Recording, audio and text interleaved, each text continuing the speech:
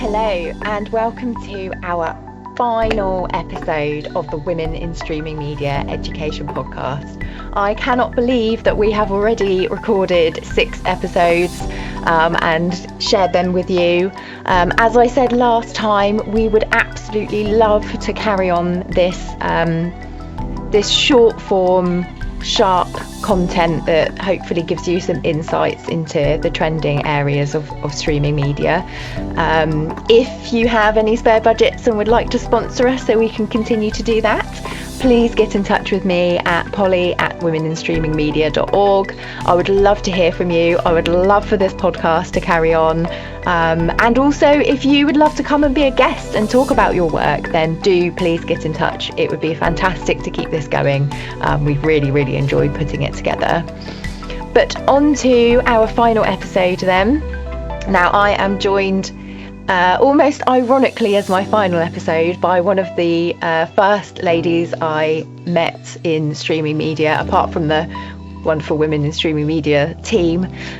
Olga Kornienko is our guest today, and she's going to be talking to us about security. Now, Olga's been working in this area for a long time. She is the COO of EZDRM and has over 20 years of experience in video security industry. So not only is Olga going to be talking to us about the kind of DRM aspects, she also amazingly gives some really great summaries and analogies of some of these technologies to provide some more understanding, certainly from my part, about some of the things that we really need to be considering. We're talking specifically about C2PA in this episode.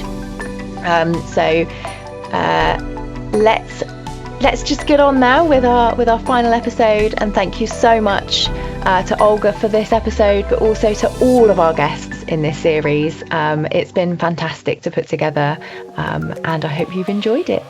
Thank you. So I am very pleased to be joined today by Olga Kornienko, who I've known through Women in Streaming Media for a number of years now, and we've done a number of panels and all sorts of things together. So it's great to have Olga on the show today with us. And as usual, we're talking about security in some form, but today we are going to be talking about C2PA. So Olga, welcome to the show. Thank you for joining us. Yeah, Polly, thank you for having me. I appreciate that. Yeah, C2P is an important thing in today's world, especially, well, if you look at everything that's going on in our world right now in real life, and Meta deciding to get rid of fact checking and everything, I feel like C2PA is going to be more and more important as we move along. Yes, do you know what? For the first time, I think I will actually refer to when we are recording this, which is the day after the oh God, I'm missing the word. Inauguration. Yeah, there we go. So it's the day after inauguration. So this does feel very relevant indeed. So I think it's worth just starting off by explaining what C2PA is, even just as an acronym. Okay, so C2PA stands for Coalition for Content Provenance and Authenticity.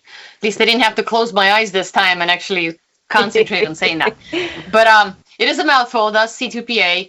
And C2PA is a set of open standards that attempt desperately to answer the question of, do we know what the source of content is? And do we know if it has been modified since it's left the source? Thank you. That was such a succinct explanation. I think that's probably the quickest one I've heard so far. So I really appreciate that. And now, as you just said, this is kind of gaining traction now in content security. And could you just sort of give us a little bit of an explanation of how you've been making this kind of work to protect the content creators and distributors, speaking on a kind of wider behalf of C2PA? So, I mean, I don't know about you, but the number of times I started a conversation in the last few months, years, with the words of, I saw this online, I don't know if it's true, or, take it for what it's worth, right? But do we really know where the content comes from? And I think the other good explanation about what C2PA is trying to do is we actually have provenance, the idea of provenance in the world of art, right? Where if you want to buy a painting, especially if it's, I don't know, a girl can dream, right? Vincent van Gogh. I want to know that the signature for V. Van Gogh in the corner actually is Vincent and not Victoria, some person who lives in, I don't know, Singapore, right? And is making a career on making reproductions of his work. Would I buy a Victoria Van Gogh? Absolutely. I would just not pay 10 million for it. So, right? So we do have provenance in the world of art. And in the world of security and in the world of rights, knowing the provenance of content is super important, partially for credit. If it's something that you pay or something you buy, you want to know where credit's due. You want to know if it's AI generated, because in today's world, as AI is getting more and more prevalent and it's so much easier to make all these videos, you want to know that the content is created by human or AI. And if you are going to do anything with this content afterwards, you want to know what was done to that content. So let's say you take a photograph somewhere on a beach and you post it and you say, this photo was taken by Polly. If I look at that picture and I make any changes to it, let's say it was a lot of people on this beach and I go, you know, this picture would be so much better if we just removed all the people and it was just a beautiful sunset.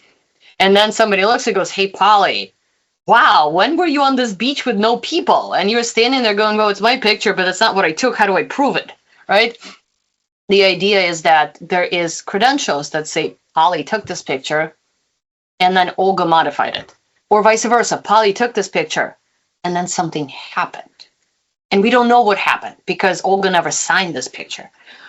And in the world of streaming, obviously it also matters where we're getting into various news and various events and going on in our world. We got to know what's going on. And not knowing if content's been modified is just, I don't know how we're going to live like that, knowing that AI can generate content and just have it be out there willy-nilly. Yeah, I mean, I think definitely that conversation is one that just keeps coming up, that we don't quite know where we are and what that looks like yet. So I suppose this does really kind of come at a good time to tie that together, those two pieces of the puzzle. So just going back to that kind of streaming comment then, how does C2PA help ensure that the content we're streaming or the content on streaming platforms is actually authentic then? How does that story from the photograph translate to streaming content? Well, it is, I guess, the same way that we just talked about the photograph. I mean, you can currently license, I'll pick on Disney content. And you can, as a streaming service, you can buy license Disney content and you can sell it off your own streaming service. Well, if you're, in the US or in England, we kind of know the major streaming services. But if you're traveling and you're somewhere abroad and you want to see a movie, how do you know it's a legitimate streaming service? How do you know that you're about to pay a few dollars for this movie or whatever the currency is, right? And actually know what it is. Part of it, you are paying for the service, but how do we know it's actually legitimate? So having any sort of credentials that say, yes, this content was created and licensed by Disney to XYZ service allows us to be comfortable, especially in a world where, I pick Disney specifically because oftentimes it's geared towards children. If I buy a movie and I'm just, it's some sort of a hack with inappropriate content, and I get to see it, and all I am is out of $2, that's, who cares? Upsetting, but who cares? But if all of a sudden kids are exposed to completely inappropriate content that you thought was Disney, but it's really Disney with a 1 and a $sign, and you somehow missed that, and it becomes a completely different story, we have to know where the content is coming from. Because just because we buy it doesn't really mean that it is legitimate content. And that's obviously goes back to pirated site as well. Just because we pay for something doesn't mean it's a legitimate service. And I think something that you just touched on there, which I hadn't really thought about, was that we're talking about misinformation and media manipulation, and actually, yeah, if that's exposed to our children, then that's serious, because they're just going to believe what they're seeing anyway. Why wouldn't they? So having that kind of integrity of the content and that validity of it's going to be just so important. So there's obviously some sort of unique challenges with streaming. We've kind of talked about that in previous episodes as well, from the piracy to the unauthorized redistribution, to maybe the content not even being accurate. How is CCPA going to address those security concerns? Is that different to a DRM solution? Where do these two things kind of fit together in some form? So C2PA is definitely not DRM, and DRM is definitely not C2PA. And actually, in my opinion, those two things work beautifully together, going back to my Vincent versus Victoria Van Gogh situation, right? But also, but even from a technology perspective, when you DRM secure a piece of content, you encrypt it and you lock it down. And afterwards, you can't do anything with it. I mean, in a sense of you can play it, but you can't modify it. It stops right there. You can play it or not play it, depending on whether or not you have the right to play it or not play it. But with C2PA, just like I talked about the photograph, we can continue to be creative, and we can continue to make changes and collaborate, knowing full well that after you've touched upon this piece of content, be it video, be it photo, be it whatever, and did something to it, as long as you signed it, then the next person knows what happened and who touched it and who played with it. And it allows people to continue to share their creativity, if you wanted to go as far as create memes or what have you, and know who actually created those memes or created images or created or modified beautiful photographs to just touch color or, whatever else you want to do to it. Same thing applies to video. You know which segments have been modified. And as long as everything's signed and everything's appropriate, then creativity and all the rights of the original rights holder can continue to flow forward. Whereas, as I said, with DRM, once content is DRM protected, it's locked down, and there's nothing else you can do with it unless you find the original encryption keys and decrypt it. I was just thinking when you were describing that, then it reminds me of where we were sort of like in the noughties, when all the magazine covers used to be airbrushed, and suddenly everybody was really paranoid that they didn't look like that, but the reality was that they didn't look like that either. So it's kind of bringing that into the now with the technologies we're now using. We're way beyond airbrushing, but it's the same principle, isn't it? Yeah, actually, that's a very interesting thought of, can you go back and see the previous version? And I mean, I'm pretty sure that if a major magazine would airbrush a celebrity and then post it, they would not have steps. But yeah, that is actually a very interesting idea of being able to say, yeah, no, they completely fixed the wrinkles and took away the chub and whatever else. That is actually, I like that. I never thought about that. Well, I was just thinking about how this will build that consumer trust more, won't it? Because they will then be aware of the processes that have happened and what's gone on with that piece of content. And that, I think that's what kind of then reminded me of that, because we all felt a little bit better knowing that, the celebrities did have the cellulite. They had exactly. Just been airbrushed. So that point we're at now where, I know people that have said, I don't want to do photography as my hobby anymore, because who knows what the other people are posting, whether they're real or not, and it's just put me off. And I thought, actually, yeah, if we did know a bit more, would that build up that consumer trust again? Oh, and also people taking other people's photographs. I have friends who are photographers, and, watermarking the life out of that thing is just also kills the beauty of, pick on a sunset at a beach, right? If you put a big old watermark in front of it, does C2PA prevent you from taking a screen grab? No. It creates a brand new file, and but yet again, if it's not signed, then it's not signed. And if it is signed, you post a picture on Tuesday at 9 a.m., and I screen grab it on Tuesday at 10 p.m., and then claim it as my own, we have information that you posted it at 9 and I posted it at 10 or what have you, then we get to see that you were the original poster of the picture.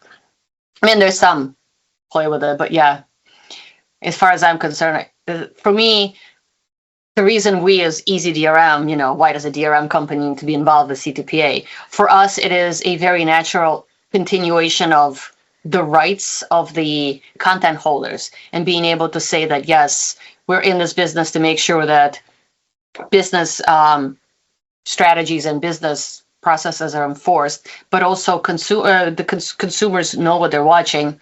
But more importantly, content owners and rights holders get proper compensation for what they're trying to do, even if it's just acknowledging that you took this beautiful photo. Yeah. And I think that leads me nicely on to how do we do that then? What does that kind of practical integration actually look like? Well, so there's a lot of technology that is, a lot of companies like us that are working on having signing services for content.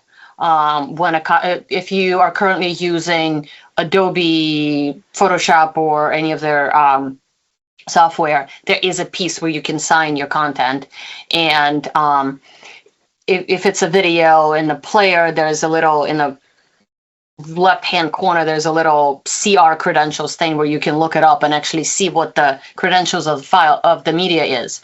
But that requires somebody, the rights holder, to go out and get a SSL type cert in their own name. And it requires a signing service like us to import your SSL cert and actually work with an encoder or packager to encode or package the media and sign it when it's complete. And those are kind of the steps on the technical side.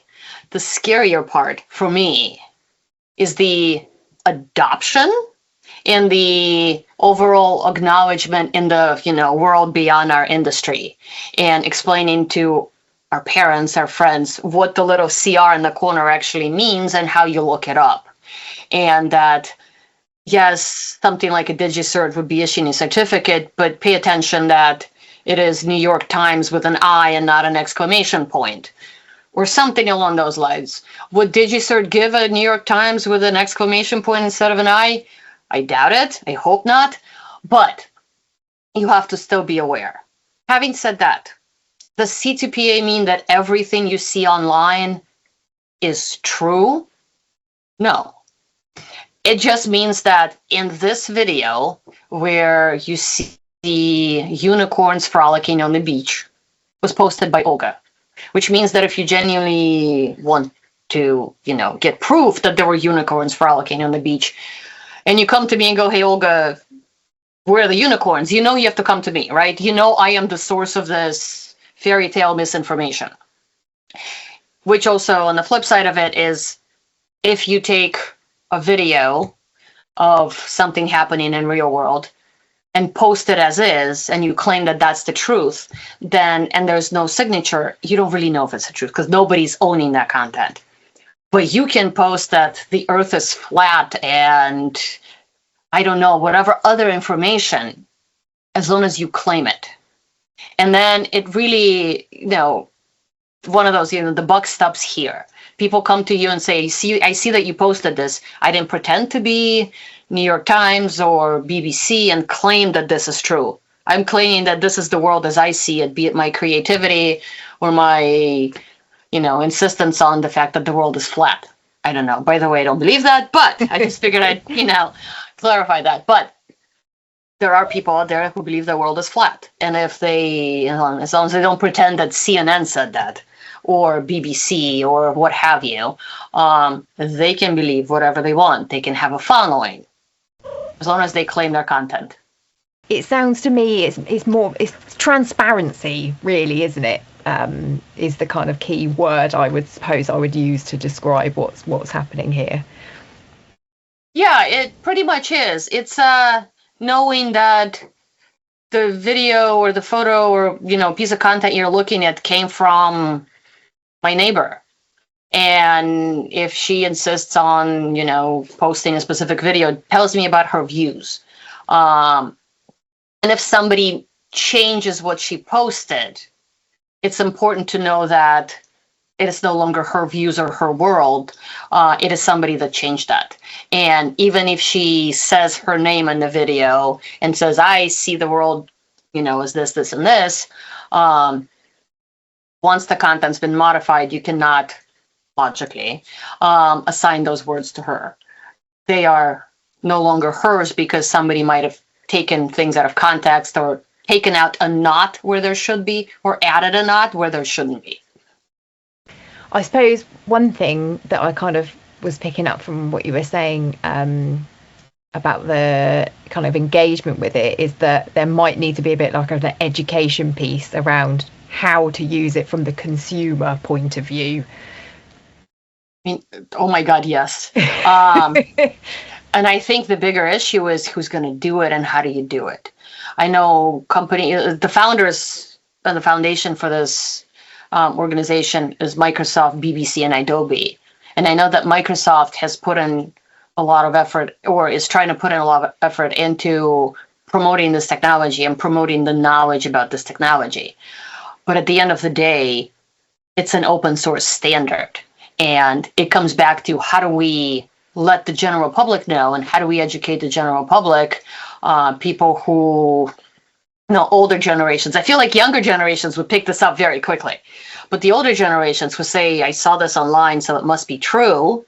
Because they grew up in a world of television news, right? There was a talking head that told you that this happened, and this happened, and you believed it. Because, hey, they're a news organization, and they verified their sources. And now any human with a phone can post anything online. How do you know if it's true or not? And who is responsible for sharing it with the world and educating all of the people? And I think that is the most difficult part of it. And I know that C2PA members are trying to educate this. We're obviously trying to do this, right? Yeah. Yeah, us. But at the end of the day, like, who has the reach? Who has the capacity to actually do it to that extent? Probably some kind of influencer, really, isn't it? We'll have to fact check them first. In that kind of case, then, I'm going to sort of round up. My last question is, where do we go from here with C2PA then? So I think the technology itself, given the fact that C2PA is a standard, I mean, it's an open ISO standard, and various companies are using it in various different ways. In the most classic way that I just talked about as a signing service and just being able to sign content. The other thing that we as a company talked about is we're going to use pieces of that service, or pieces of the standard, to work in the world of anti-piracy and combine it with DRM and with other standards-based technologies to see how we can help within the anti-piracy world and actually be able to identify rogue viewing sessions and various things like that. But I think the organization itself is just trying to make the standard more robust and more future-proof, and to evolve it and figuring out a way to educate, as we talked about, coming back to educating the public, because you can have the greatest product in the world. Nobody knows about it. It never gets used. So I think there's a lot of, it's a fairly young organization, especially in the standards world. So it is finding its footing, and it's growing and making the standard more and more robust for images and videos and live video and so on and so forth. Wow, thank you, Olga. I have to say, we did that panel at IBC in the year just gone, and you kind of brought it up, and I thought, oh, that sounds interesting. Would like to know a bit more about that, and did a little bit of research online, but I really feel like I now actually understand. So I really appreciate your time today. So thank you for joining us on this episode of the Women in Streaming Media Education Podcast. Well, thank you very much for having me. And we got to talk about new technologies, and this one is super important, especially as you said, the day after inauguration of the new president and the new regime change, and the lack of fact checking, and what is it? The relaxing of AI standards that is currently being pushed through from the U.S. side. It's an interesting world we're about to walk into. Yeah, I'll be interested to see when this is aired what we've learnt. So let's see on the day. Don't forget to check out our blog post which accompanies each episode, and thank you so much for listening today.